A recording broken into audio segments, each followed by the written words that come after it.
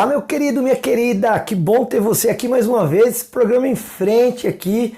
Nós estamos desde o dia 1º de junho, aí, desde que iniciamos o mês de junho, até uns dias antes, estamos falando a respeito do que a Bíblia fala a respeito de namoro. Né? Nós estamos falando aqui de algumas coisas, características que a Bíblia traz sobre este relacionamento chamado namoro. Você tem alguma dúvida a este respeito? Olha, geralmente quem ama a Deus e deseja servi-lo e agradá-lo, vai querer saber em tudo na vida o que fazer para agradá-lo. Né? A gente vai buscar conhecer qual seja a vontade de Deus para a nossa vida. E essa vontade de Deus ela é revelada plenamente na Bíblia, que é a palavra de Deus. Existem algumas questões, como por exemplo essa, do namoro, que se a gente pegar o livro, a Bíblia, e for procurar como isso se dava, como isso acontecia, olha, talvez você fique um pouco frustrado porque você não vai achar essa maneira, né, que a nossa sociedade, desse tempo em que vivemos, namora. Não há isso na Bíblia. Já para começar, né, essa maneira que eu vou colocar assim, ó, que o povo ocidental namora, e não é só o povo ocidental, né, também é o povo do século 21.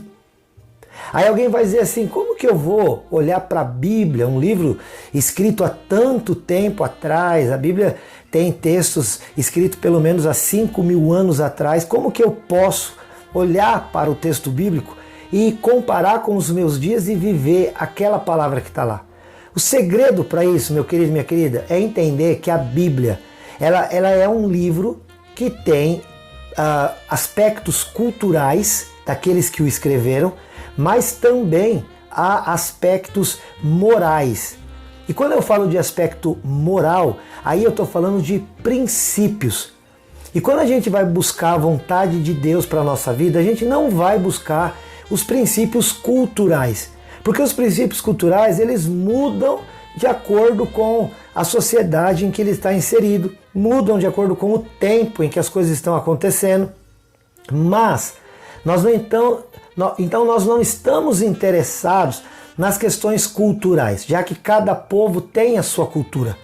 Mas a Bíblia traz princípios que norteiam a vida de um cristão, a Bíblia tem princípios que nos indicam qual seja a boa, perfeita e agradável vontade de Deus. E é isso que nos interessa em todas as áreas da vida.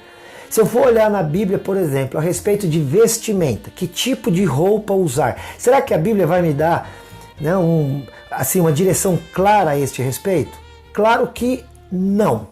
Não vai dar uma direção clara, como por exemplo, que tipo de figurino, né, você deveria usar, que tipo de cor de roupa, que tipo de tamanho, essas coisas não. Mas você vai ter um princípio na Bíblia, por exemplo, a respeito de decência.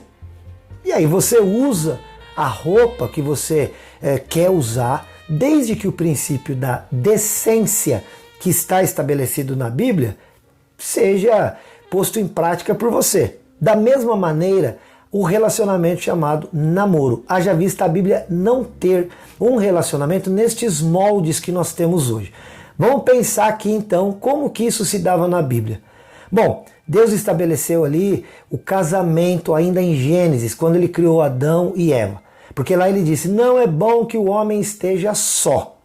E aí então ele criou a mulher, colocou para que Adão pudesse se relacionar com ela, e assim os dois passaram a procriar, ter filhos, esses filhos foram também procriando e tendo filhos, e assim chegamos aqui. Estamos aqui hoje graças a essa procriação, essa multiplicação ordenada por Deus ainda lá em Gênesis. Tudo bem, mesmo Adão e Eva não namoraram. Deus entregou a Eva, a primeira mulher, para Adão, eles já se casaram. E a palavra casamento, o conceito de casamento na Bíblia é muito claro. Deus fala, olha, deixará, pois, o homem pai e mãe, se unirá à sua mulher, e os dois se tornarão uma só carne. Quando Deus está falando disso, querido, eu não sei, talvez, embora o programa seja livre para todas as idades, Eu imagino que a maioria daqueles que estão acompanhando o programa agora sejam adultos e entendem que quando Deus está falando esta frase, né, os dois se tornarão uma só carne, Deus está falando a respeito do relacionamento íntimo do casal. E este relacionamento íntimo é um relacionamento para o casamento. Essa maneira que a nossa sociedade, a sociedade atual e também cultural que vivemos expressa, não esse tipo de namoro que temos nos dias de hoje, ele não acontecia na Bíblia. Aí talvez você vai me perguntar, pastor, e tá, não tem lá na Bíblia, mas isso quer dizer que é por conta da cultura deles ou do tempo que eles viviam? Não, não tem a ver com isso. Tem a ver com o princípio de Deus. Por que eu estou dizendo isso, meu querido e minha querida? Porque o namoro que nós temos hoje em dia é muito mais aquilo que Deus chama na Bíblia de casamento do que propriamente de namoro. Bom, na Bíblia, o conceito de namoro ele estava ligado a uma promessa. O conceito de namoro, de noivado, estava ligado a uma promessa. É tão assim que nós somos chamados, por exemplo, como igreja de Cristo, como a noiva de Cristo. E o Senhor Jesus é chamado de o noivo da igreja, da noiva. Então, a relação seria Jesus Cristo sendo o noivo, a igreja sendo a sua noiva. E aí então já fica claro que existe uma promessa. Depois que Jesus Cristo voltar, então lá no céu a Bíblia fala que haverá as bodas do Cordeiro. Nós então participaremos da grande celebração que é da união eterna entre Cristo e a sua igreja. Então o período do namoro, o período do noivado é meramente uma promessa. A gente vê, por exemplo, na Bíblia, quando Isaac, filho de Abraão, encontra sua esposa, Rebeca, naquele mesmo momento, queridos, ele já se relaciona com ela. Os dois já se tornam uma só carne. Por quê? Não havia esse período, vamos ver, vamos conhecer, se não der certo termina, começa com outra pessoa e vai. Não, não existia isso. Depois a gente vê quando Jacó se encontra com Raquel e ele fica emocionado, ele se apaixona, né? Ele bate os olhos naquela moça, se apaixona por ela, vai falar com o pai dela, o Labão, e ele fala, tudo bem, você pode se casar com a minha filha mais jovem desde que você trabalhe 7 anos para isso. Então vamos dizer que esse período de 7 anos foi o período de namoro, mas um período em que eles não tiveram contato nenhum. Depois dos 7 anos, aí até nessa história que é muito bonita inclusive, o Jacó foi enganado por Labão, que entrega para ele a filha mais velha, a Lia. E aí ele é obrigado a trabalhar mais 7 anos por Raquel. Mas nesse período já está casado. E aí tudo bem, trabalhou 14 anos para poder manter o casamento com a sua esposa. 7 anos para se casar e depois mais 7 anos para garantir o casamento junto ao pai de Raquel. Depois a gente vê, por exemplo, um outro encontro, o encontro de Moisés com Zípora, sua esposa. Zípora estava ali cuidando de um rebanho do pai, o Reuel, lá na terra de Midian, e aí vem uns pastores de uma outra cidade, uma outra localidade, e começam a afugentar as filhas de Reuel. E aí Moisés bravamente a defende. E aí então ele vai conversar com Reuel e ele acaba tendo esse bom encontro com Zípora. Também já se casam. E assim você vai vendo. Davi, por exemplo, quando vai se casar com a sua esposa, ele casa também debaixo de uma promessa. A promessa de que Saul, o rei, tinha feito a todo o povo. Aquele que venceu Golias vai ter a mão da minha filha em casamento, a família vai ser isenta de impostos e outras coisas mais. Então, olha só, o Davi, ele venceu o Golias e ele ganhou então, né? Deveria, porque o Saul tentou também enganá-lo e entregou uma outra filha, mas mais tarde o Davi vai tomar posse, né, da promessa que ele havia recebido, que era Mical, sua esposa. Então, queridos, não tinha na Bíblia esse tipo de relacionamento. A gente estava falando a respeito de idade para casar, por exemplo. Hoje eu queria falar também sobre isso com você. Qual a diferença de idade, por exemplo? Como é que pode ser isso? Olha, a Bíblia não cita nada a esse respeito. Apenas um caso, lá em Gênesis 17, quando cita que Abraão, quando teve Isaac, tinha 100 anos e a Sara 90. Portanto, os dois tinham 10 anos de diferença. Tudo bem, 10 anos, vamos dizer que é um período razoável. Até porque a gente costuma dizer que a mulher, ela por natureza, ela é mais madura do que o homem. Tanto nas questões de aspecto físico, biológico, quanto nas questões emocionais, psicológicas. Então tudo bem essa diferença da mulher ser 10 anos mais jovem do que o homem. Ah, mas então Deus acha ruim que a mulher seja mais velha que o homem? Não, não há nada disso na Bíblia. Mas, querido, a Bíblia fala, olha, todas as coisas me são lícitas, mas nem todas me convêm. Todas as coisas que vamos fazer, inclusive nos relacionamentos, ou nesse tipo de relacionamento específico que a gente está falando nesses dias, que é do namoro, precisa se observar os aspectos. Olha, todas as coisas que nós vamos fazer, nós vamos agir com responsabilidade. É comum dizer-se entre nós que Deus nos deu livre-arbítrio, mas a liberdade que Deus nos dá não é para ser usada de qualquer maneira. Até o apóstolo Paulo fala assim, olha, Deus nos deu liberdade, mas não usa dessa liberdade para agir na carne, ou seja, para fazer aquilo que você deseja, independente de pensar a respeito. Não, não, não. A gente precisa agir com responsabilidade dentro da liberdade que Deus nos deu. Como é que eu faço isso? Eu observo quais são os princípios de Deus, quais são os limites do meu próprio corpo, os limites da minha própria mente, do meu coração, e ajo dentro desses limites postos por Deus através da natureza, através da biologia que nos forma e através das emoções que nos cercam. Você precisa, olha, o que tem de gente sofrendo por relacionamentos mal construídos, porque agiram com uma liberdade sem responsabilidade no namoro e agora sofrem com casamentos que acabam se destruindo. Mas se for observar bem, querido, a destruição deste relacionamento não começou dentro do casamento, começou antes.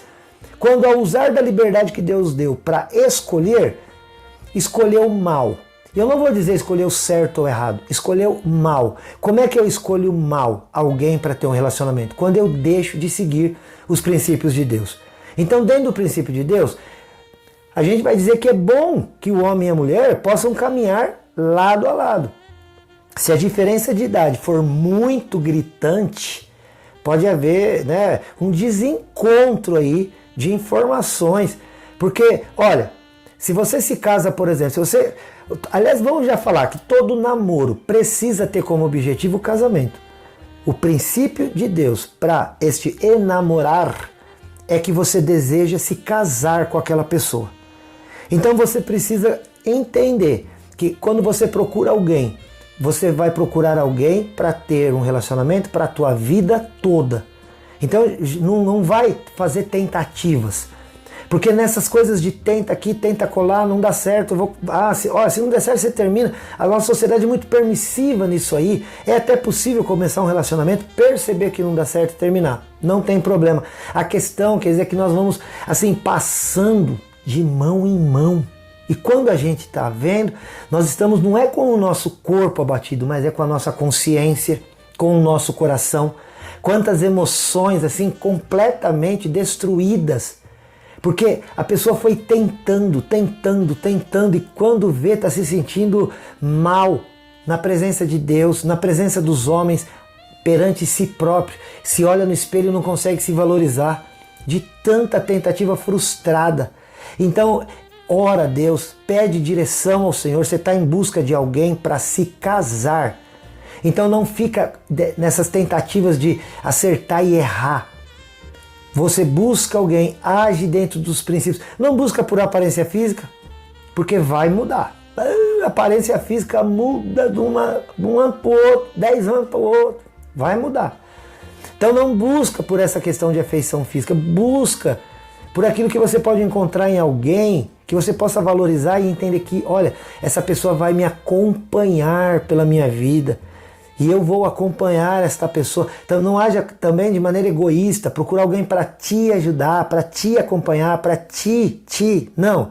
Também busca alguém que você possa retribuir em amor aquilo que a outra pessoa fará por você. As questões físicas dentro de um relacionamento de namoro precisam ser muito pensadas e cuidadas. O namoro cristão é namoro, não é casamento. O casamento é quando os dois se tornam uma só carne. Então, toma cuidado. Se você, no namoro, começa a agir como se você já fosse casado, porque aos olhos de Deus, a relação íntima já se torna em casamento. E olha, há uma ilustração que a gente costuma fazer que é assim, ó. Você pega, vamos pegar aqui, né? Uma folha cor-de-rosa, uma folha que indique a mulher. Não precisa ser da cor-de-rosa, senão vai ter gente brigando comigo. Uma outra folha de uma outra cor. Passa aquela cola, pode ser aquela cola plástica, e gruda as duas folhas. Agora você tenta tirar. Você vai ver que fica um pedaço dessa folha nessa e um pedaço dessa naquela. É assim que você tem feito com o teu corpo, quando você vai tentando com várias pessoas para entender se há ou não um encaixe. Cuidado com isso, porque os problemas não ficam apenas no físico, mas ficam também na mente e ficam também no coração. Então pare, pense, se a maneira como você está buscando alguém está agradando a Deus, se está fazendo bem a você, a tua consciência, as tuas emoções, também, claro, ao teu corpo. Pensa se este relacionamento está trazendo alegria e paz para a tua família, para aqueles que te cercam. E você vai dizer, não me importo com isso. Querido, cuidado. Nós precisamos pensar que nós não vamos caminhar somente com uma pessoa. Há um pacote, há uma família por trás, há pessoas que nos cercam e que nós continuaremos amando e querendo caminhar juntos também enquanto estivermos nesse relacionamento. Essa aqui é a nossa ideia a respeito do assunto, a ideia que nós entendemos ser bíblica. Queremos deixar com você aqui, né, essa palavra para que você venha entender que é possível sim viver debaixo da vontade de Deus. Nós vamos parar por aqui, mas nós vamos continuar no próximo vídeo. Não perca o em frente, vai continuar.